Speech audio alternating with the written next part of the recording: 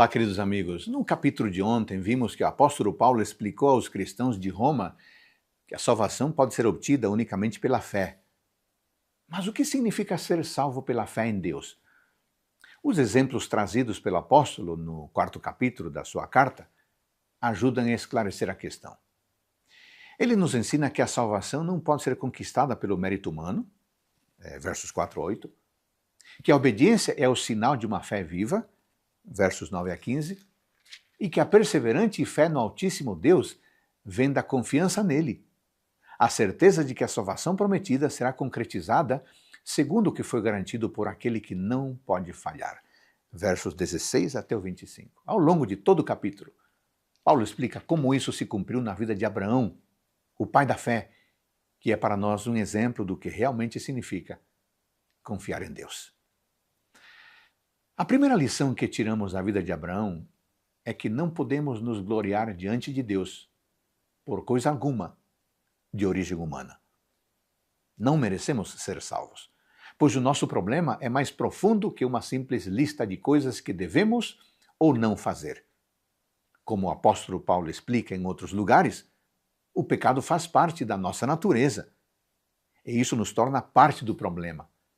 Jesus explicou que apenas um novo nascimento pode mudar a nossa situação.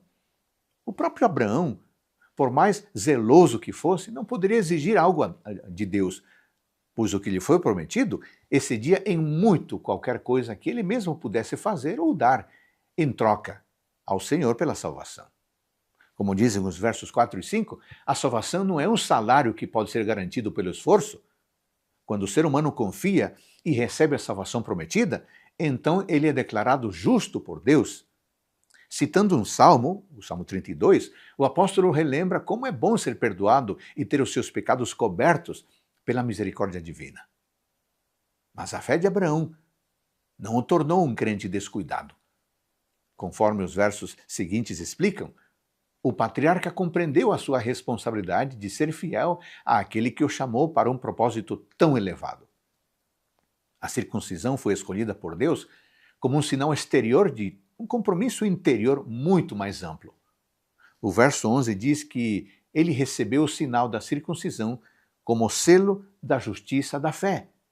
Sua fé o levou a obedecer e se comprometer com o seu Salvador, que pretendia, por meio dele, abençoar todas as nações da terra. Por meio dele, viria o descendente ao mundo.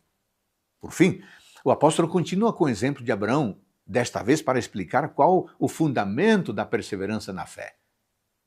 O que motivou Abraão a continuar acreditando em Deus, mesmo que o contexto parecesse tão desfavorável, não foi um mérito dele.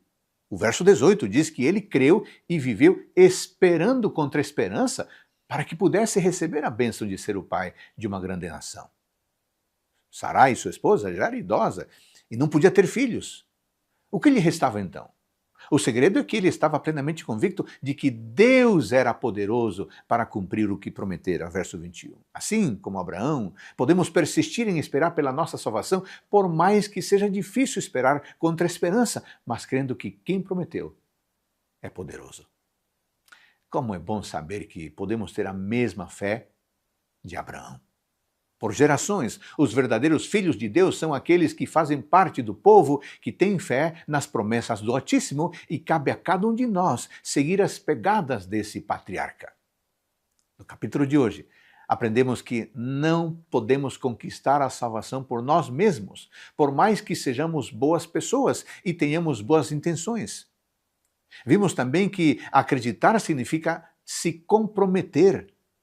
As boas obras são a evidência de uma fé viva e atuante. Por fim, entendemos que o que garante o cumprimento das promessas de Deus é o próprio Deus que faz as promessas.